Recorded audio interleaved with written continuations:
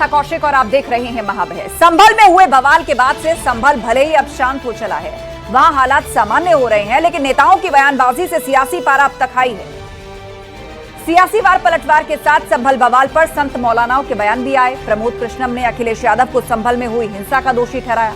प्रमोद कृष्णम ने अखिलेश यादव पर केस दर्ज कराने की मांग की है। वहीं अखिलेश यादव ने भी पलटवार करते हुए प्रमोद कृष्णम को उधार का संत बता दिया है।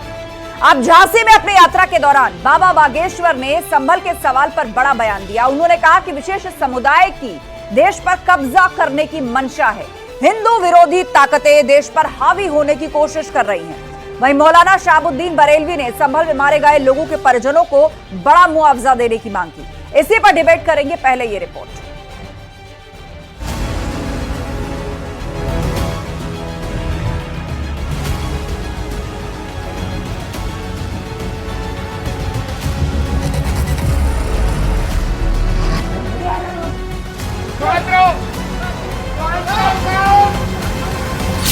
संभल में सियासी पारा हाई, किसने गोली चलाई?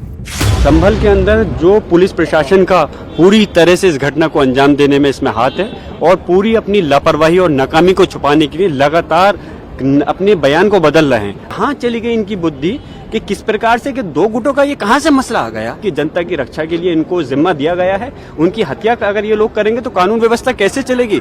इस प्रदेश और देश के अंदर कानून व्यवस्था का बुरा हाल है। संभल में बवाल, एमपी एमएलए के पुलिस से सवाल। ना हिंदू मुस्लिम में नहीं है ये, ना ये पुलिस से है। पुलिस से कौन लड़ सकता? मगर ये एक अचानक ऐसा हुआ कि भीड़ के ऊपर लाठीचार्ज कर दिया गया। कुछ लोगों ने पीछे से पत्थर फेंक दिए, वो बातें आगे बढ़ गई, गोली चल गई, 4 से ज्यादा लोग मर गए। ये तो इत्तेफाकन घटना है।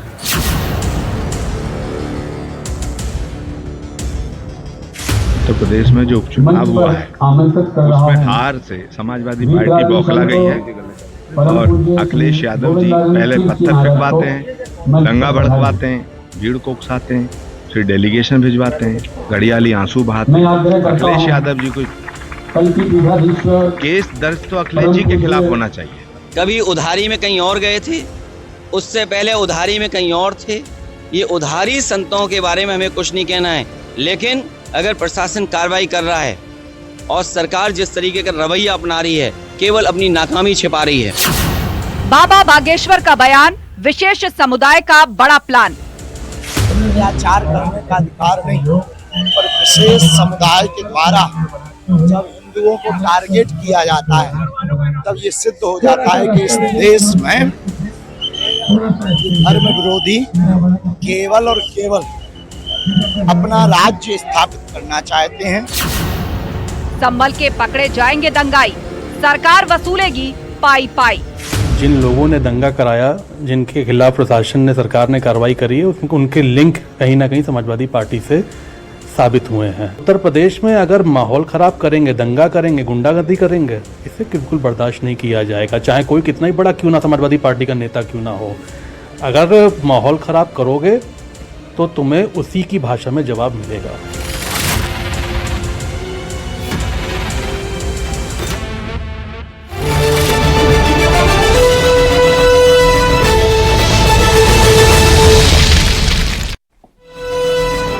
और वक्त महाबहस के सवालों का है जिन पर फोकस है आज की पूरी डिबेट। तो एक एक करके वो तमाम सवाल आपके सामने रख देते हैं। सवाल नंबर 1, संतों के बयान पर क्यों छिड़ा घमासान? अब साधु संत संभल मामले को लेकर साफ तौर पर कह रहे हैं कि किस तरीके से यहां पर एक खास वर्ग को जो टारगेट करने की बात की जा रही है, वो खास वर्ग और कोई नहीं बल्कि हिंदू समुदाय है।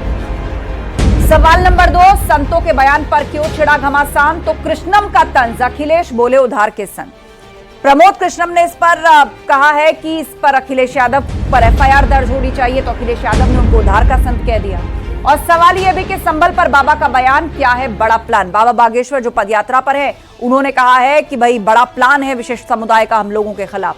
और चर्चा के लिए हमारे साथ संजय चौधरी जी हैं, प्रवक्ता बीजेपी, नेहा यादव जी हैं, प्रवक्ता सपा, पुनीत पाठक जी कांग्रेस के प्रवक्ता हमारे बीच जुड़ गए हैं, डीपी शास्त्री जी हिंदू धर्मगुरु, और मेहताब उस्मानी जी मुस्लिम स्कॉलर। आप सभी मेहमानों का बहुत बहुत स्वागत है। तो शुरुआत संजय चौधरी जी आपसे कर रहे हैं कि संभल में अब हालात धीरे धीरे सामान्य हो रहे हैं, स्कूल खुल रहे हैं, लेकिन राजनीतिक और सियासी बयानबाजी का पारा अभी तक हाई है।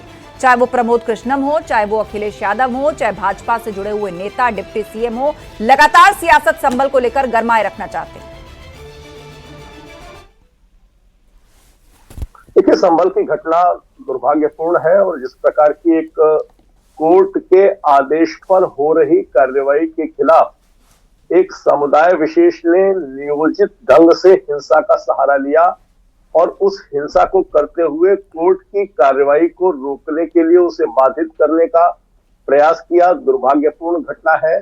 और उसके बाद जो अराजकता की स्थिति उत्पन्न हुई, जिस प्रकार से वहां समाजवादी पार्टी के विधायक, समाजवादी पार्टी के सांसद इस कोर्ट के निर्देश पर की गई कार्रवाई के विरोध में लोगों को जिन्होंने भड़काया, निश्चित रूप से ये जो उनका कृत्य है, वो कोई भी अगर कोर्ट कोई निर्णय कर रहा है, कोर्ट कोई आदेश दे रहा है, तो वो जो प्रक्रिया हो रही है उसको असंवैधानिक रूप से रोककर और कानून और व्यवस्था को भंग करने के लिए जो कार्रवाई की गई है, निश्चित रूप से ये घटना निंदनीय है। ऐसा राजनीतिक दल जो वहां पर है वो करने की कोशिश कर रहे हैं। प्रशासन ने समय रहते इस घटना को रोका है और जैसा ध्यान में आया है, जो लोग मरे हैं उनके पोस्टमार्टम की रिपोर्ट बताती है कि ये जो आपस में जो संघर्ष है उसी की ये परिणति दिखाई दे रही है। ठीक है, नेहा यादव जी, लगातार इस पर सियासत हाई है, विपक्ष के तमाम नेता बार बार ऐसे बयान दे रहे हैं कि वो संभल जाएंगे, जैसे तैसे वहां पे धीरे धीरे सामान्य हो रही है। पोस्टमार्टम रिपोर्ट, पुलिस की एफआईआर, कई नई तरह के एंगल और फैक्ट्स उजागर कर रहे हैं। देखिए आस्था जी, संभल की घटना बहुत निंदनीय और दुखद घटना है। जिस तरह से सांप्रदायिकता और ध्रुवीकरण की राजनीति भारतीय जनता पार्टी करती आ रही है, कहीं ना कहीं उसका नतीजा है। मैं साफ तौर पे, ये पूरा प्रदेश साफ तौर पे ये देख रहा है कि किस तरह से संभल में आनन फानन में जिस तरह से जजमेंट दिया गया, उस जजमेंट के 2 घंटे के भीतर सर्वे के लिए भेजा गया और जब सर्वे के दौरान जो टीम जा रही थी उसके साथ विशेष नारा लगाते हुए वो दंगाई कौन जा रहे थे, किस बदनीयत से जा रहे थे और पुलिस प्रोटेक्शन में जा रहे थे, ये एक बड़ा सवाल है। और दूसरी बात आस्था जी, ये लड़ाई हिंदू और मुसलमान की नहीं है, वहां दंगा हिंदू और मुसलमान के बीच नहीं हुआ है। ये एक तरफा पुलिस के द्वारा सुनियोजित तरह से भारतीय जनता पार्टी की सरकार के पूरे संरक्षण में ये घटना कराने का कृत्य किया गया है और जिन लोगों की जान गई है। लेकिन पुलिस एफआईआर में तो ये भी कहा गया है कि ये वर्चस्व की लड़ाई भी हो सकती है, दो वर्गों के बीच में, तुर्क और पठानों के बीच में, कि कौन मस्जिद को बचा रहा है। ये वर्चस्व की लड़ाई भी हो सकती है, पुलिस एफआईआर में इस बात का जिक्र है। ये भारतीय जनता पार्टी और पुलिस के द्वारा एक प्रोपेगेंडा और झूठ फैलाया गया है। ये जो लड़ाई है ये किसी 2 वर्गों के बीच नहीं थी, ना 2 धर्मों के बीच थी। ये साफ तौर पे पुलिस के द्वारा गोली मारी गई है। इसका एक प्रमाण, जो एक मृतक है जिसकी मां ने एक बोला है कि मेरे बेटे को गोली जब मारी गई, उस बेटे ने कॉल किया कि मां मुझे गोली लग गई है और मैं बच नहीं पाऊंगा, यहाँ पुलिस ने मुझे रोक लिया है और मुझे गोली मार दी है। ये उस बेटे ने उस मां से, सोचिए उस मां का दर्द क्या होगा। इन्हें शर्म नहीं आती? पूछिए नईम की मां कैसे पागल बन के सड़कों पे गलियों में अपने लाल को खोज रही है, उस पे इन्हें, मृतकों पे इनके लिए एक संवेदना का शब्द इनकी जुबान से नहीं फूटा। जिस तरह से झांसी में 17 बच्चे जल करके मर गए, उस समय मुख्यमंत्री जी अपनी यात्रा निकाल रहे थे, फूल माला बरसा रहे थे अपने ऊपर, तब भी एक शब्द नहीं फूटा। और आज भी संवेदनशीलता बिल्कुल नहीं है मुख्यमंत्री जी के अंदर, एक शब्द नहीं निकला। और जिस तरह की मुख्यमंत्री जी की बयानबाजी रही, ठोक दो या देख लेंगे या करा देंगे या आगे देख लिया जाएगा, ये भाषा एक प्रदेश के मुख्यमंत्री की नहीं होती। इसी भाषा से प्रेरित होकर के वहां के सीओ जो कह रहे हैं, तो हम क्या करते? तो हम मर जाते क्या? बोलिए, आप जवाब देना चाहते हैं, बोलिए। 20 सेकंड फिर पुनीत पाठक जी का। ये पूरा का पूरा दंगा पुलिस के द्वारा सुनियोजित तरह से कराया गया दंगा है। देखिए, समाजवादी पार्टी की हमेशा से मंशा, उनकी रणनीति, उनकी कार्यप्रणाली हर दंगाई के पक्ष में खड़े हो जाना, हर आतंकी को शेल्टर देना, हर बलात्कारी के लिए डीएनए की रिपोर्ट मांग लेना, हर उस व्यक्ति के लिए जो दंगा फैलाए, जो अराजकता फैलाए, उसके लिए शेल्टर देना, ये समाजवादी पार्टी की आज से नहीं बरसों से ऐसी रणनीति रही है। ये उनका मूल चरित्र है। ये वही पार्टी है जो अपराधियों को तो छोड़िए, आतंकी के भी मुकदमे वापस लेने का काम करती है। लेकिन भारतीय जनता पार्टी की सरकार ने तय किया हुआ है कि अपराधी चाहे किसी भी जाति का होगा, किसी वर्ग का होगा, किसी मजहब का होगा, किसी समुदाय का होगा, किसी विशेष वर्ग का होगा। कोई भी उसके विरुद्ध पक्षपात न करते हुए केवल और केवल उस दंगाई के खिलाफ, ये क्या पेपर अपराधी दिखा के रही है खिलाफ, आपने? हाँ जी। कानून तोड़ने के खिलाफ कार्रवाई होगी। और आज जिस तरह से दंगाइयों की फोटो जारी कर दिए गए हैं, वो बताने के लिए पर्याप्त है कि ड्रोन ने उनके फोटो लिए हैं, फोटो जारी हुए हैं, वो सारे दंगाई पकड़े जाएंगे और उसके बाद जो संपत्ति नष्ट हुई है, उस संपत्ति के नष्ट हुए का जो मूल्य है वो भी उन दंगाइयों से कुल मिलाकर यूपी पुलिस ने आज सरकार को रिपोर्ट सौंपी है, जिसमें एसपी विधायक का बेटा सोहेल इकबाल भी आरोपी है और 100 से ज्यादा दंगाइयों की पहचान की गई है। उसकी फुटेजेस को बार बार देखा जा रहा है। वहां के सांसद जियाउर रहमान बर्क, उनको भी आरोपी बनाया गया। ठीक है, 10 सेकंड नेहा जी, उसके बाद पुनीत पाठक जी। आस्था जी, जो लोग जिन्होंने उत्तर प्रदेश के मुख्यमंत्री जी ने चिन्मयानंद जो अपने कॉलेज में मसाज कराते था उसका मुकदमा वापस लिया। ये लोग बलात्कारियों को चुनाव लड़वाते हैं। बृजभूषण शरण सिंह से लेकर के कुलदीप सिंह सेंगर, जिसपे पोस्को एक्ट लगा, उसको इन्होंने चुनाव लड़वाया था, विधायक बनाया। उसने किस तरह से आतताई की उस बेटी के पिता की हत्या करी, किस तरह से उसके चाचा और वकील की हत्या करने का प्रयास किया, उसकी हत्या करने का प्रयास किया, ये क्या बताएंगे? झोली फैला के बलात्कारी को संभल मामले पर बोलिए, मैं बाकी पैनलिस्ट को जोड़ूंगी। पे आप फूल माला पहनाते हैं। दूसरी बात, दंगाई का इतिहास आपका ये है कि कंधार आतंकवादियों को छोड़ने आपकी सरकार के लोग गए। आप क्या आतंकवाद की बात करेंगे? आपके आतंकवादियों से कनेक्शन निकल के आते हैं। आप और मैं तो कह रही हूं, अगर इस देश में आतंकवादी हो तो क्या कर रहा है आपका गृह मंत्रालय, क्या कर रहा है आपका रक्षा मंत्रालय, क्या कर रहे हैं प्रधानमंत्री जी? चलिए, अगर पुनीत पाठक जी का रुख करते हैं। ठीक है नेहा जी, कोई आतंकवादी, ठीक है पुनीत पाठक जी। आचार्य प्रमोद कृष्णम ने भी संभल जो पूरा बवाल हुआ है उसको लेकर बयान दिया और उसके लिए उन्होंने कहा कि अखिलेश यादव पर एफआईआर होनी चाहिए। आचार्य प्रमोद कृष्णन जी राजनीति में मुझे लगता है कि अब कोई प्रभाव नहीं रखते हैं, इसीलिए अनर्गल बयानबाजी कर रहे हैं। मैं मुद्दे पे आना चाहता हूं। मुझे लगता है कि उस मस्जिद के नीचे भारतीय जनता पार्टी की सरकार उस सत्ता की चाबी ढूंढ रही है जिसका इस्तेमाल करके वो सत्ता में बनी रह सके। असल में मुद्दों से भटकाने की राजनीति भारतीय जनता पार्टी की रही है। उनको ये नहीं नजर आता कि राशन की लाइनों में कितने लोग खड़े हैं, लोक सेवा आयोग के सामने खड़े बच्चों पे लाठी चलाई जाती है। वो ये स्वीकार नहीं करते कि 69,000 शिक्षक भर्ती में किस तरह का घोटाला हुआ, बच्चों को कोर्ट जाना पड़ा।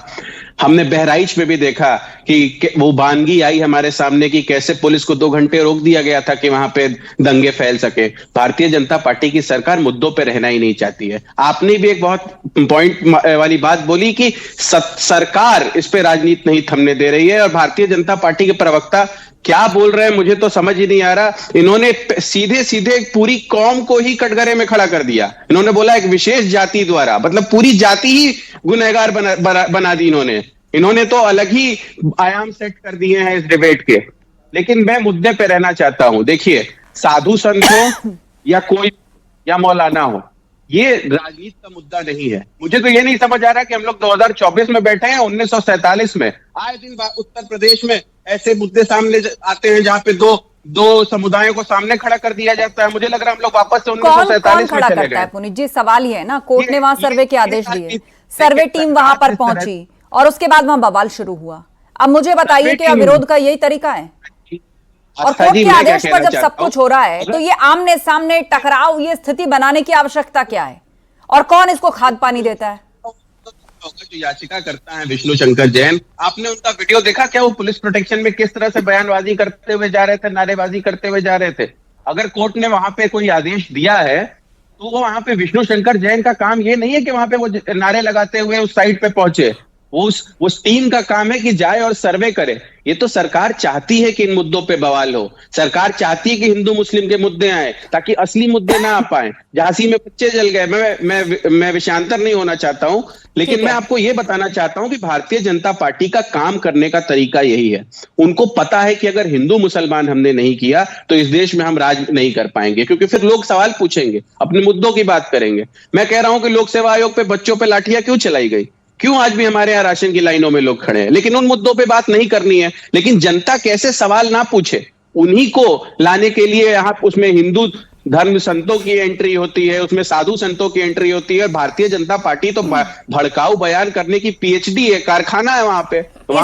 इसमें किसी पार्टी ने कोई कसर नहीं छोड़ रखी है। पुनीत जी, और यूपी पुलिस की एफआईआर में दर्ज है, वहां विधायक के बेटे पर इसी मामले को लेकर भड़काऊ बयानबाजी को लेकर एफआईआर दर्ज है। वहां के सांसद जियाउर रहमान बर्क पर भी भड़काऊ बयान देने और वहां पर भीड़ को उकसाने जैसे शब्द कहते रहने और मीडिया में बाइट्स देते रहने जिससे भीड़ उकसे, उस तरह के आरोप लगे हुए हैं। मैं लौटूंगी आपके पास, लेकिन डीपी शास्त्री जी हमारे बीच में, हिंदू धर्म डीपी शास्त्री जी, माहौल इस तरीके से बनाया जा रहा है कि एक खास वर्ग ये कह रहा है कि जी हमको टारगेट किया जा रहा है।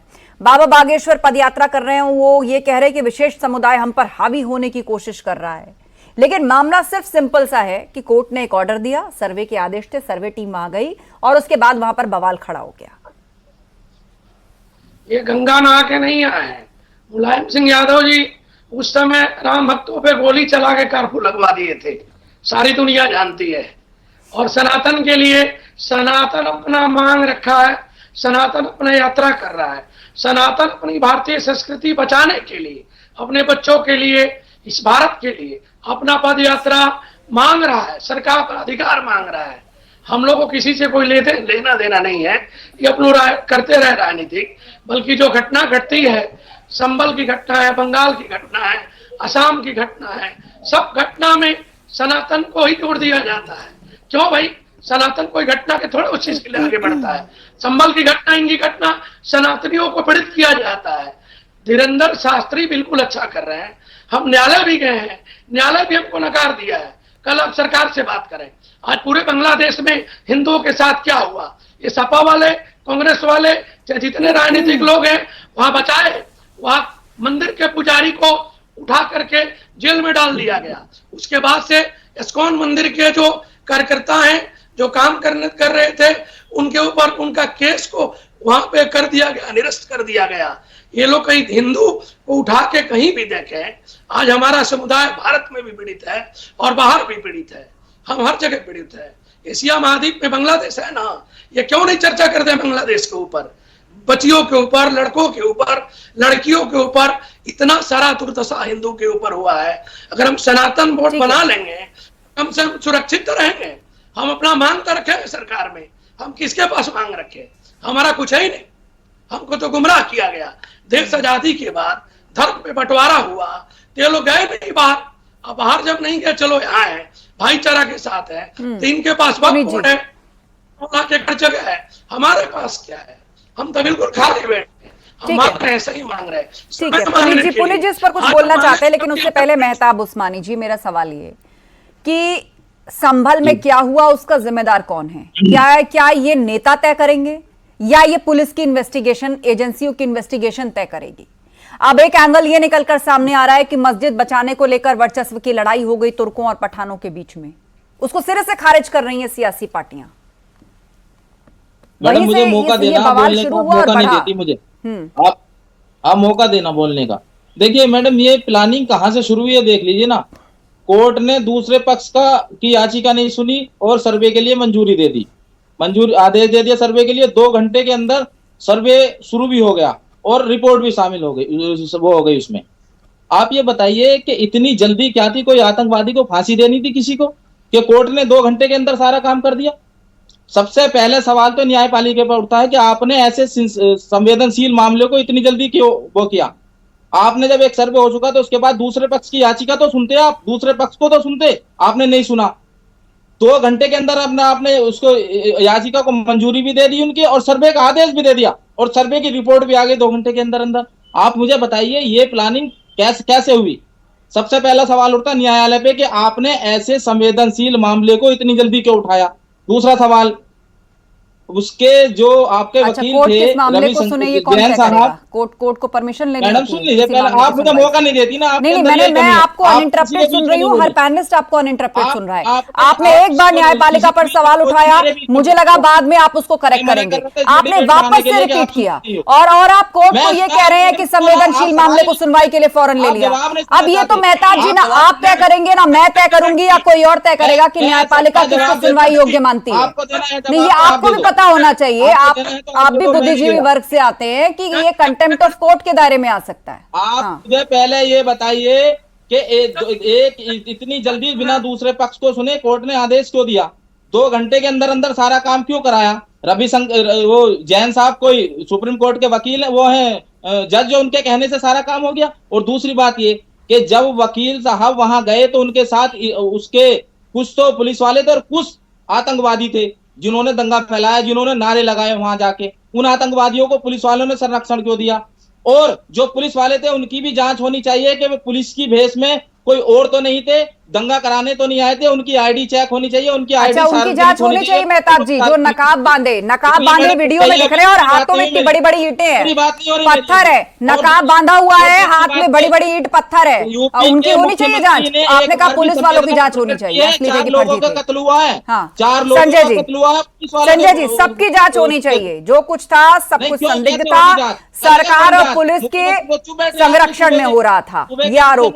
संजय जी, ठीक है मेहताब जी, जवाब ले लेते हैं। आपने बहुत ही सोच समझकर सवालों को पॉइंट आउट किया। सही बात बोले कोई, आप मौका नहीं देते। आप बताइए सूबे के मुख्यमंत्री ने क्या? ठीक है, जवाब सुन लेते ना भाजपा का, बोलिए क्या है। देखिए मेहताब जी, यहाँ पर गलत तथ्यों को रखकर बात कर रहे हैं। अरे मेहताब जी सुनिए मेहताब जी, बात सुन लीजिए। आपको सुना क्या है, आप जितना और जो कुछ बोलना चाह रहे थे, आप उस पर जवाब ले लीजिए भाजपा का, बोलिए। जवाब आप बोलिए मेहताब जी। अरे सुनिए तो, बोलिए संजय जी, बोलिए, आप सुनना भी चाहिए। सुनिए मेहताब जी, ये कोर्ट निर्णय करता है कि उसको किसको सुनना है और किसको नहीं। कोर्ट निर्णय ढाल बना के इस्तेमाल कर रहे हैं कोर्ट का। कोर्ट निर्णय नहीं कर रहा, आप कर रहे हैं निर्णय जबरदस्ती। 2 घंटे में बताइए कौन सा मामला ऐसा था? क्या ट्रेन छूट रही थी या आतंकवादी को फांसी देनी थी जो आपने 2 घंटे के अंदर याचिका में? बोलिए संजय जी, आप अपना जवाब बोलिए। आपने मंजूरी? हमारा तो सवाल ही आप में से कौन आदमी गया था जिसने कहा था कि हमें सुना जाना चाहिए? मेहताब उस्मानी जी, आप इस तरह से भड़क रहे हैं जैसे आप भी उस भीड़ की हिंसा का शिकार होकर के आए हैं। आप पहली बार गेट पर बैठे हैं, अपने फैक्ट्स आप अपनी तरह से रख रहे हैं, आप रखिए, लेकिन दूसरे पैनलिस्ट को भी तो बात करने का मौका दीजिए ना। दूसरे पैनलिस्ट का भी जवाब सुनिए आप। मैं किसी की ऑडियो डाउन नहीं कराती, कीपिंग इन माइंड कि आप सभी रिस्पॉन्सिबल हैं। 4 लोगों का कत्ल हो गया और आप मजे ले रहे हैं यहाँ बैठ के। एक सेकेंड, आपका बेटा और आपका भाई मरता ना उस गोली से तो आपको शर्म आती? आपका बेटा या भाई नहीं मरा उस गोली से। मेहताब जी, अपने अल्फाजों को सोच समझकर निकालिए, अपने अल्फाजों को सोच समझकर निकालिए। मैंने आपसे सिर्फ इतना कहा है कि जो बातें आपने रखी है उन पर आप एक बार जवाब सुन लीजिए। जब आप बोल रहे थे तो कोई पैनलिस्ट बीच में नहीं बोल रहा था और आप एक ही बात को कहे जा रहे हैं। इससे आपके अंदर छिपी हुई नफरत का पता चलता है, इससे आपके अंदर छिपी हुई टारगेटेड नफरत का पता चलता है। आप छोड़िए उस बात को, आप तथ्य सुनना नहीं चाहते। ये अनार्की है पूरी तरीके से, ये अनार्किस्ट माइंड है पूरी तरीके से। संजय जी जवाब दीजिए। कैसी शर्म की बात है आप लोगों को? शर्म आनी चाहिए। शांत हो जाइए और जवाब सुनिए। देखिए शर्म की बात तो ये है, मेहताब जी बताएं कि इनमें से कौन सा आदमी गया था कोर्ट के पास कि मेरी बात सुन ली जाए। एक आदमी का नाम बताइए जो गया हो और इसने ये कहा हो कि मेरी बात को सुना जाना चाहिए और कोर्ट ने नहीं सुना। जब 3 दिन का समय बीच में था तो उसको लेकर आपके यहाँ से कोई आदमी कोई भी बात को लेकर कोई हायर कोर्ट में गया क्या? 2 घंटे में कैसे कोई आदमी चला जाता है ये बताइए ना मुझे। 2 घंटे में कैसे कोई 3 दिन के बीच का टाइम था, उसमें से आप में से कौन सा आदमी कोर्ट गया? आपको पता नहीं गया? झूठ बोल रहे हैं आप यहाँ से नहीं झूठ बोल रहे हैं आपको नहीं पता 2 घंटे और आपको कोर्ट की कार्रवाई के बारे में भी जानकारी नहीं है, बिना जानकारी से बोल रहे हैं आप। कुछ नहीं पता। एक सेकंड, डिबेट नहीं चलेगी। संजय चौधरी जी की आवाज जाएगी। मेरे पास लास्ट 1.5 मिनट का वक्त है, सभी पैनलिस्ट 20 सेकंड में अपनी बात कंक्लूड करेंगे। संजय चौधरी जी की आवाज जाएगी। संजय जी 10 सेकंड खत्म करिए, उसके बाद पूरी। हाँ। और आपको अगर उसका विरोध करना था 3 दिन का टाइम था। पहले सर्वे के बाद आप में से कौन सा आदमी ऐसा था जो सर्वे के लिए हायर कोर्ट में गया? कोई नहीं गया। और इसीलिए गलत तथ्यों को मत रखिए।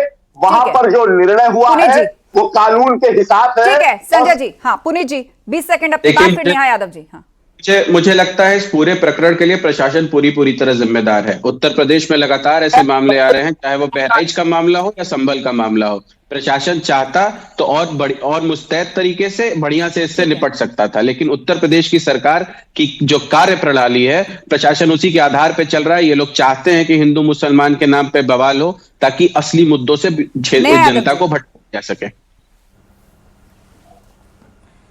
देखिए, जिस तरह से अननेचुरल जस्टिस किया गया है तो न्यायपालिका पर भी कहीं ना कहीं सवाल उठेंगे। इस देश की जो न्याय व्यवस्था है वो कोई जानवर नहीं है कि आप उसे हाँकते रहेंगे या हाँक देंगे इस न्याय व्यवस्था को। न्याय व्यवस्था और न्यायपालिका जो जज हैं जिन्होंने निर्णय दिया, उनका नाम आदित्य सिंह है, जो मुख्यमंत्री योगी आदित्यनाथ जी के सजाती है। तो मुझे लगता है कहीं ना कहीं कई हद तक हो सकता है मुख्यमंत्री जी के कहीं ना कहीं लगाव या कोई ना कोई है संबंध जिससे ये निर्णय इस तरह जुडिशरी की जाति देखी जा रही है। ये जो स्थितियां ये दौर आ गया है, कहीं ना कहीं राजनीति जुडिशरी जज की जाति देखी जा रही है। अगर मैं ये कहूं कि डिम्पल यादव जिस जाति की है, कॉलेजियम सिस्टम डिम्पल यादव की जाति पता है, परिवार बात पे सवाल पूछने वालों को इस पर भी सवाल पूछना डिम्पल जी की जाति पता है क्या? लोग जज क्यों बन डिम्पल रहे किस हैं? जाति क्यों की है? परेशानी होती है? समाजवादी ये जो पार्टी चाटुकारिता करने वाले लोग कोई सवाल पूछे जाति धर्म को अगर जाति ये अगर ये जाति को मानेंगे तो डिम्पल की भी जाति को पता कर लीजिए वो किस जाति की है। जाति समझ में आएगा तो आपकी जातिवादी दिख रहे पूरे प्रदेश में किस जाति के लोग सीओ हैं, किस जाति के लोग वक्त का तकाजा है, मुझे डिबेट यहीं खत्म करनी है। लेकिन संभल में जो बवाल शुरू हुआ था, धीरे धीरे वहां पर जीवन पटरी पर आ रहा है। लोग अपने घरों से बाहर निकल रहे हैं, कुछ दुकानें भी खुली हैं, स्कूल्स भी खुले हैं, लेकिन सियासतदान हैं जिनकी सियासत और बयान अभी तक माहौल को गरमाए हुए। आप सभी का धन्यवाद चर्चा में शामिल होने के लिए। वहां हालात जरूर सामान्य हो रहे हैं, लेकिन नेताओं की बयानबाजी से सियासी पारा हाई है। वार पलटवार के साथ संभल बवाल पर संत मौलानाओं के बयान भी सामने आने लगे हैं। महाबहस में इतना ही। खबरें जारी हैं, बने रहिए हमारे साथ।